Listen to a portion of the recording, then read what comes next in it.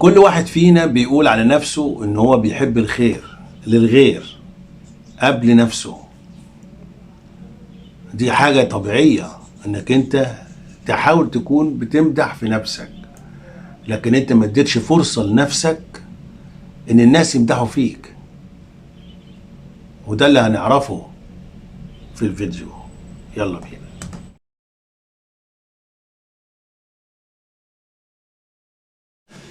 السلام عليكم ورحمة الله وبركاته، أحبائي وأصدقائي في قناتي قناة أبو شين.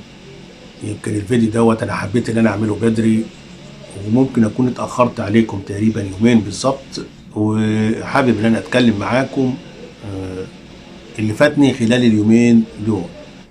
محدش يستغرب من الصورة المصغرة، على فكرة أنا قصدها وعارف أنا بتكلم وهقول إيه، ودي أمنية. لكن اللي خلاني اتكلم النهارده او خلاني اعمل فيديو النهارده فعلا حاجه شدتني، وحاجه يمكن انا اتكلمت فيها قبل كده بخصوص الخاله حلميه. مع كلمتين صغيرين كده للاخ حسام، ومش عارف هو بيسمع فيديوهاتي ولا لا، لكن اتمنى ان هو يسمع الكلمتين دول، واكيد هيوصلوا لك يا حسام 100%، هيوصلوا لك ان شاء الله. بالنسبة للخالة حلمية مفيش شك أو مفيش اتنين يختلفوا على إن أداء الخالة حلمية في الفيديوهات جدا جدا رائع، ويعجب كل الناس اللي بتتفرج عليها. ويمكن اللي متابعني هيلاحظ الكلام دوت، وإن أنا ما بقولش حاجة جديدة، بل بالعكس الحاجة دي أنا قلتها فعلا قبل كده كتير كتير كتير. وكنت أكتر الناس إشادة بالتصوير لطارق، وما كنتش اعرف ان طارق ماسك القناه لناس بيقوموا عليها وبيعملوا المونتاج والتصوير والحركات اللي هم بيعملوها ديت كلها، غير بعد فتره من متابعتها. الفيديو بتاع امبارح يا جماعه بجد حاجه جميله جدا جدا جدا، غير اي فيديو انا اتفرجت عليه للخالة حلميه قبل كده واشدت بيه، واشدت بالتصوير بتاعه، واشدت بالمونتاج بتاعه، واشدت بحاجات كتيره هي عملتها بمساعده طارق وفريق العمل اللي قايم على القناه. لكن الفيديو بتاع امبارح اول دقيقه ونص او اول دقيقتين، خلوني اعيد تاني الحاجه اللي انا قلتها بالنسبه للخاله حلميه، وهو ان هي تصلح ممثله تصوير افلام وثائقيه. ويمكن اكون من اوائل الناس، مش عايز اقول اول واحد، لكن اكون من اوائل الناس اللي اشدت بحاجه زي كده.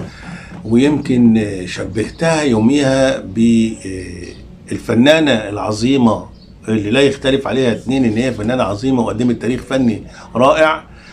طبعا هي فنانه غنيه عن التعريف، زي ما سفيره الريف المصري غنيه عن التعريف على ساحه اليوتيوب.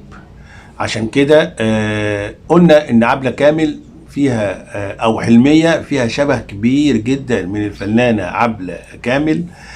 ولو لاحظنا في الاونه الاخيره بالنسبه للخاله حلميه، وبرضو اديناها مقارنه بينها وبين عبلة كامل، هتلاقي الفرق بينهم مش كبير قوي، خصوصا في الافلام الصامته اللي هي الدقيقه ونص اللي عشتها امبارح مع الخاله حلميه، وهي بتنظر للحياه قدامها مع حته كده فلاش باك صوت بس فقط لا غير. كان منظر رائع، وكان حاجه جميله جدا جدا جدا، خلتني اعيد الفيديو مرتين. اما اللقطه بتاعت الدقيقه ونص ديت خلتني ان انا اعيش في بحر تاني خالص من الخيال. ليه حلميه ما تفكرش ان هي تلجأ لحاجه زي كده؟ فين المكتشفين بتوع السينما والتلفزيون ان هم يسطروا لينا الريف المصري في صوره حلميه داوود؟ بجد بجد كان اكتر من رائع. الدقيقه ونص اللي عشتها ديت، تخيل لي حاجات كتيره ان ممكن الخاله حلميه يكتشفها مخرج سينمائي او منتج سينمائي من خلال منصه اليوتيوب. ليه لا؟ فين الناس ديت من اكتشاف المواهب من خلال منصه اليوتيوب؟ هل يا ترى انت كجمهور خاله حلميه او كمتابع لخاله حلميه تحب تشوف خاله حلميه في اليوتيوب ولا في التلفزيون ولا في السينما؟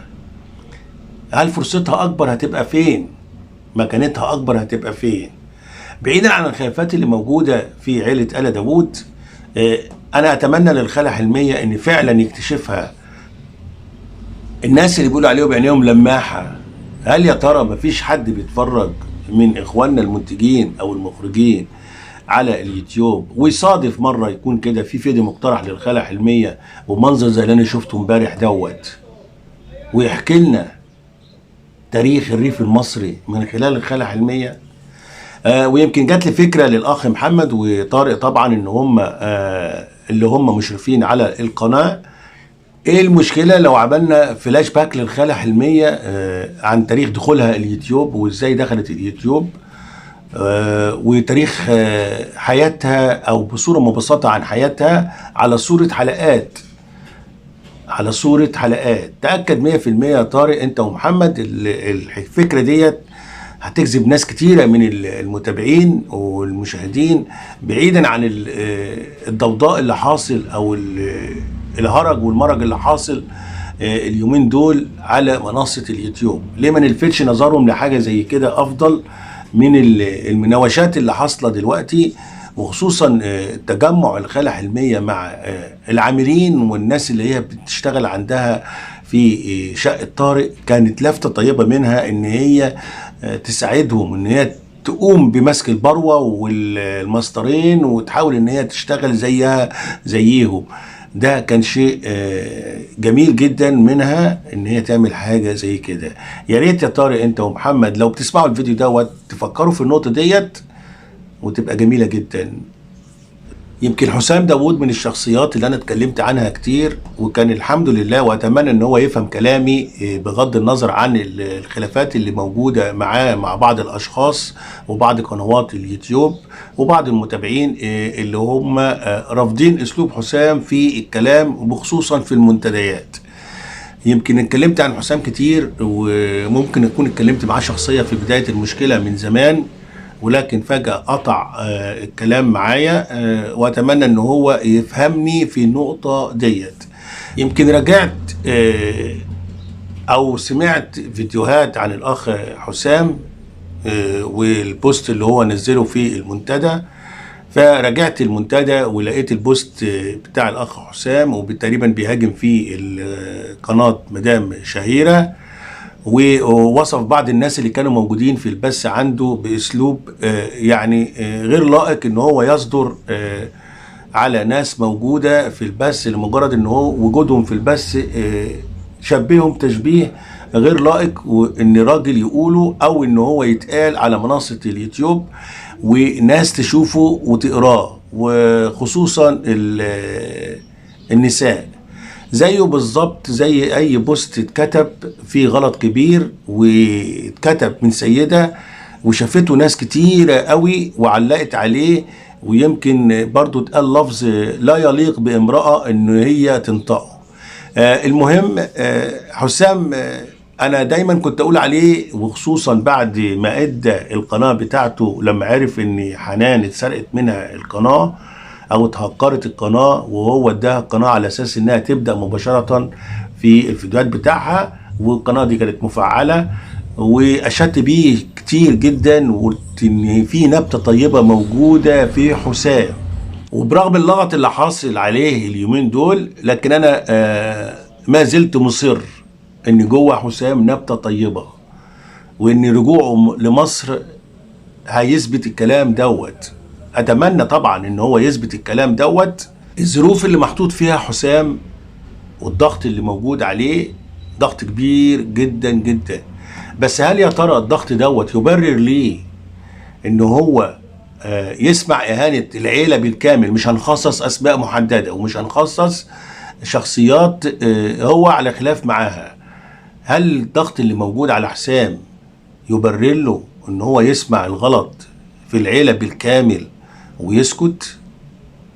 هل يا ترى الضغط اللي موجود يسمح له ان هو يتناسى اخطاء الناس في سبيل ان هم وقفوا جنبه او عملوا جميل معاه او الى اخره؟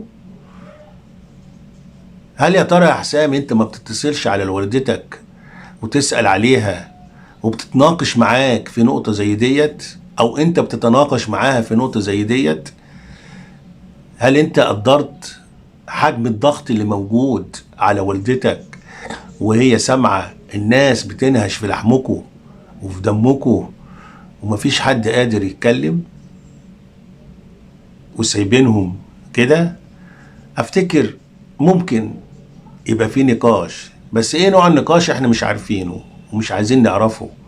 طبعا اي انسان بيعمل مع شخص جميل معين بيشيلهوله وبيحطه فوق راسه كمان، لكن هل للدرجة ان احنا نسمع الحوار اللي حاصل حوالين العيلة ونسكت؟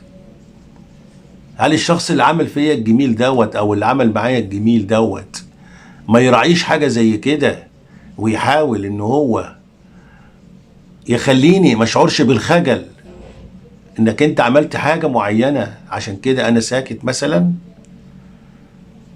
هل للدرجة ديت اخواتك قاسيين كانوا قاسيين عليك؟ هل للدرجة ديت اخواتك ما بيحبكش ولا انت ما بتحبهمش؟ هنا بيحضرني مثل مصري او مثل عربي شهير بيقول لك اطعم الفم تستحي العين. يعني بمعنى ادق ان انا مش هفضل طول عمري عشان حد عمل معايا جميل او موقف مشرف ليه افضل طول عمري ابقى مدين لحاجة زي كده. الاشخاص اللي عملوا معاك الجميل دوت او المعروف دوت ملهمش علاقة باللي بيحصل على السوشيال ميديا، انت تدين ليهم هم، انما ما تدينش للمتابعين اللي بيسيئوا للعيلة، ما تدينش للقنوات اللي بتسيء للعيلة. انت بتدين لشخص معين او لاشخاص معينة بجميل هم عملوه معاك، جميلهم لازم تشيله على راسك شئت ام ابيت، ومحدش هيعارضك في كده. انما باقي الناس مش من حقهم انك انت تسيب الناس تهري وتنكد في العيلة على سبيل ان الاشخاص ديت متابعة للناس دول. لا، الاشخاص على عيني وعلى راسي حتى لو مختلف معاهم وعملوا معاك الجميل دوت، على عيني وعلى راسي، مفيش اي مشاكل بالنسبة لي معاهم ومفيش اي مشاكل بالنسبة لك معاهم.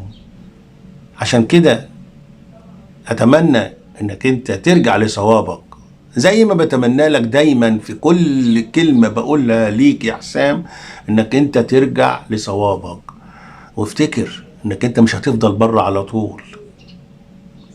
هيجي يوم وتنزل مصر وهتقابل الناس دي كلها. عشان كده راعي العيلة، مش هخصص اسماء وما خصصتش اسماء حد بعينه، لا، احترامنا ليك عشان العيلة، احترامنا ليك عشان العيلة. انا بحترم ام مصطفى وبقدرها جدا، بحترم مصطفى، بحترم حمادة، بحترم حلمية، بحترم زاهية، بحترم رانيا، بحترم حنان، بحترم شريهان، بحترم حسن. الناس اللي ليها داخل على اليوتيوب والناس اللي ملهاش داخل على اليوتيوب كلهم على راسي، لانهم من عيلة داوود، العيلة اللي اتمنى من كل قلبي العيلة ديت ترجع مع بعض نفس الصورة اللي احنا ما شفناهاش قبل كده، اللي احنا ما كناش شايفينها. احنا شفنا الصورة دي بس على السوشيال ميديا، الصورة الموجودة ايام الوالد لما كان عايش. وان شاء الله الكلام اللي انت قلته في المنتدى ما يتكررش، مش عشان حاجة، بكررها مرة تانية. اي انسان بيعيب في حسام او بيعيب في زاهية او بيعيب في حلمية كأنه بيعيب في العيلة كلها، والإنسان دوت ما بيحبش العيلة، سواء كان من متابعين زاهية أو متابعين حلمية. أي شخص بيعيب في عيلة آل داوود يبقى ما بيحبهمش وما بيتمنلش ليهم الخير. خدوها قاعدة كده، اللي يحب الخير للعيلة ديت يحبهم كلهم بحسناتهم بمساوئهم بأي حاجة هم بيعملوها. اللي بيحب الخير للعيلة ديت ينصحهم، ما يجرحهمش في صورة نقد، ما يسيئش ليهم في صورة نقد. النقد عمره ما كان تجريح، النقد دايما بيبقى نصيحة، وربنا يقدم اللي فيه الخير. والسلام عليكم ورحمة الله وبركاته.